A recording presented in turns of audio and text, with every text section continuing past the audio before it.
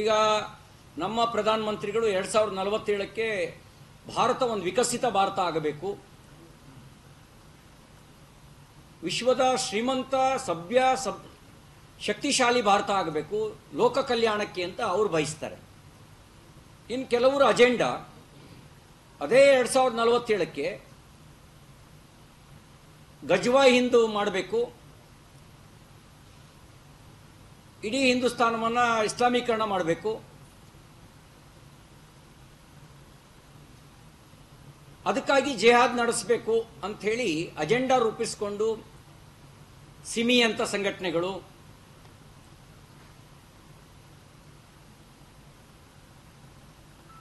PFI ಅಂತ ಸಂಘಟನೆಗಳು, ನಿಷೇಧಿತ ಇಂಡಿಯನ್ ಮುಜಾಹಿದ್ದೀನ್ ಅಂತ ಸಂಘಟನೆಗಳು ಅಜೆಂಡಾ ಇಟ್ಕೊಂಡು ಕಾರ್ಯನಿರ್ವಹಿಸ್ತಾ ಇದ್ದಾವೆ. ಸಂಘರ್ಷ ಈ ಕಾರಣಕ್ಕೆ. ಇದನ್ನ ಆಳುವವರು ಅರ್ಥ ಮಾಡ್ಕೊಳ್ಬೇಕಾದಂಥ ಅವಶ್ಯಕತೆ ಇದೆ. ಇನ್ನು ಇವರಿಗೆ ಸುಲಭದಲ್ಲಿ ಹಣದ ಮೂಲ ಯಾವುದು? ಕೆಲವರು ಮತೀಯ ಕಾರಣಕ್ಕೆ ಹಣವನ್ನು ಸ್ಪಾನ್ಸರ್ ಮಾಡ್ತಾರೆ. ಇನ್ನು ಬಹುತೇಕ ಹಣದ ಮೂಲ ಗಾಂಜಾ, ಡ್ರಗ್ಸ್,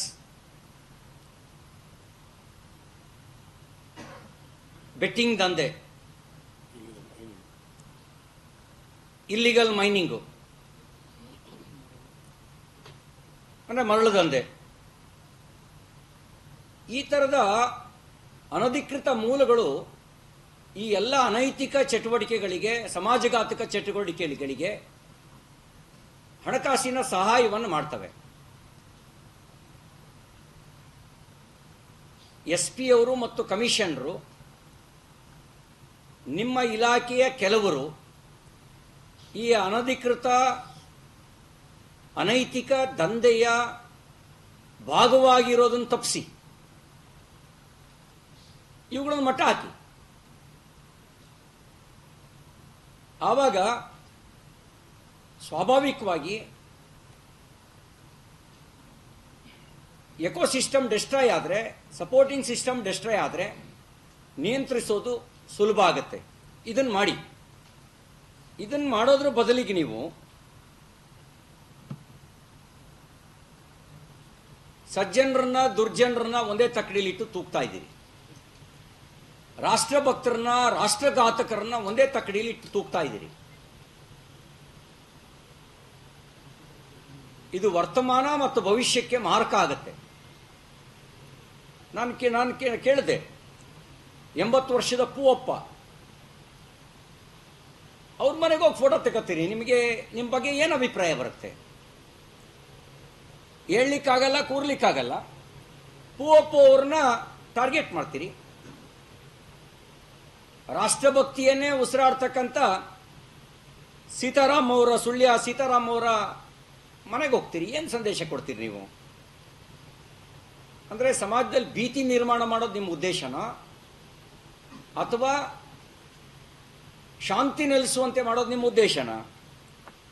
ಶಾಂತಿ ನೆಲೆಸುವಂತೆ ಮಾಡಬೇಕು ಅಂದರೆ ಈ ಕೆಲಸವನ್ನು ಮಾಡಿ ಅಂತ ನಾನು ಆಗ್ರಹಿಸ್ತೇನೆ.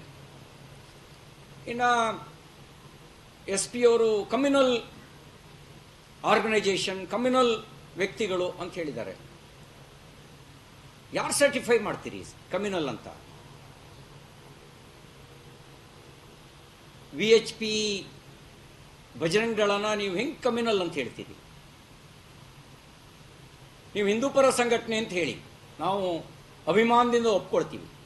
ರಾಷ್ಟ್ರಭಕ್ತ ಸಂಘಟನೆ ಅಂತ ಹೇಳಿ ನಾವು ಹೆಮ್ಮೆಯಿಂದ ಸ್ವೀಕಾರ ಮಾಡ್ತೀವಿ. ಕಮ್ಯುನಲ್ ಅಂತ ಹೇಗೆ ಹೇಳ್ತೀರಿ? ಹಿಂದೂ ವಿಚಾರವೇ ಕಮ್ಯುನಲ್ ಅಲ್ಲ. ದೇವನೊಬ್ಬ ನಾಮ ಹಲವು ಅನ್ನೋ ತತ್ವವನ್ನು ಒಳಗೊಂಡಿರ್ತಕ್ಕಂಥ 333 ಕೋಟಿ ದೇವತೆಗಳನ್ನು ಪೂಜಿಸ್ತಕ್ಕಂಥ, ದೇವರಿಲ್ಲ ಅನ್ನುವ ವಿಚಾರಕ್ಕೂ ದರ್ಶನ ಅಂತ ಕರೆದು ಅವನನ್ನು ಋಷಿ ಅಂಥೇಳಿ, ಚಾರ್ವಾಕನನ್ನು ಋಷಿ ಅಂಥೇಳಿ ಸ್ವೀಕರಿಸಿದಂಥ, ಅಷ್ಟು ಮಾತ್ರ ಅಲ್ಲ, ನಾನೇ ದೇವರು ಅಂತ ಡಿಕ್ಲೇರ್ ಮಾಡ್ಕೊಳ್ಳೋಕ್ಕೂ ಅವಕಾಶ ಕೊಟ್ಟಂತ, ಪ್ರತಿ ವ್ಯಕ್ತಿನೂ ನಾನೇ ದೇವರು ಅಂತ ಭಾವಿಸೋಕ್ಕೂ ಅವಕಾಶ ಕೊಟ್ಟಂತ ವಿಚಾರವನ್ನು ನೀವು ಹೆಂಗೆ ಕಮ್ಯುನಲ್ ಅಂತ ಹೇಳ್ತೀರಿ? ಅನ್ಯ ಮತದಲ್ಲಿ ದೇವರಲ್ಲ, ನಾನು ಪ್ರವಾದಿ ಅಂತ ಹೇಳ್ಕೊಂಡ್ರು ಕೊಂದುಬಿಡ್ತಾರೆ. ಅದು ಕಮ್ಯುನಲ್. ನಾವು ಹೇಳೋದು ಮಾತ್ರ ದೇವರು, ಉಳಿದಿದ್ದೆಲ್ಲ ಸುಳ್ಳು ದೇವರು, ಸೈತಾನರನ್ನು ಪೂಜಿಸ್ತಾರೆ ಅಂತ ಹೇಳೋದು ಕಮ್ಯುನಲ್ಲು.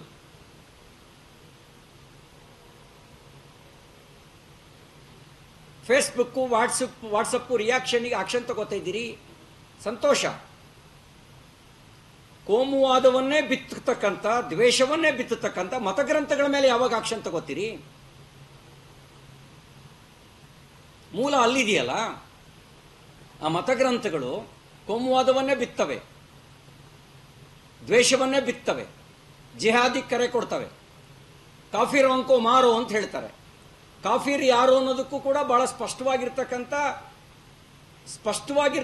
ವಿಮರ್ಶೆ ಮಾಡಿಬಿಟ್ಟಿದ್ದಾವೆ. ಇವನನ್ನು ನಂಬದೇ ಇರೋರೆಲ್ಲ ಕಾಫಿರ್ರು ಅಂತ ಹೇಳಿ. ಆ ಮತಗ್ರಂಥಗಳ ಮೇಲೆ ಕ್ರಮ ತಗೊಂಡ್ರೆ ಬರೀ ಭಾರತದಲ್ಲ, ಜಗತ್ತಿನಲ್ಲೇ ಶಾಂತಿ ನೆಲೆಸುತ್ತೆ. ಅದನ್ನ ಯಾವಾಗ ಕ್ರಮ ತಗೊಳ್ತೀರಿ? ಅದಕ್ಕೆ ನಾನು ಕಾಂಗ್ರೆಸ್ನ ಮುಖಂಡರಿಗೆ, ನೀವು ಮತ ಬ್ಯಾಂಕ್ ರಾಜಕಾರಣ ಮಾಡಬೇಡಿ. ಅವ್ರಿಗೆ ಹೇಳಕ್ ಬಯಸೋದು, ನೀವು ಮತ ಬ್ಯಾಂಕ್ ರಾಜಕಾರಣ ಮಾಡಬೇಡಿ. ನಿಜವಾಗ್ಲೂ ಶಾಂತಿ ನೆಲೆಸಬೇಕು ಅಂತ ನಿಮಗೆ ಸದುದ್ದೇಶ ಇದೆಯಾ? ಮತೀಯ ದ್ವೇಷವನ್ನು ಬಿತ್ತತಕ್ಕಂಥ ಮತಗ್ರಂಥಗಳ ಮೇಲೆ ಆಕ್ಷನ್ ತಗೊಳ್ಳಿ.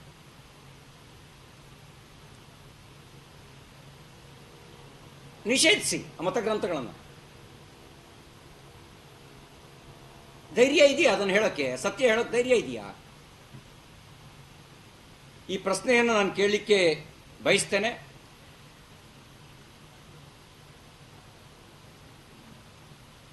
ಈಗ ಸಂವೇದನೆ ಅನ್ನೋದು ಪ್ರತಿ ಸಾವಿಗೂ ಇದ್ರೆ ಸಹಜ ಸಂವೇದನೆ ಆಗುತ್ತೆ.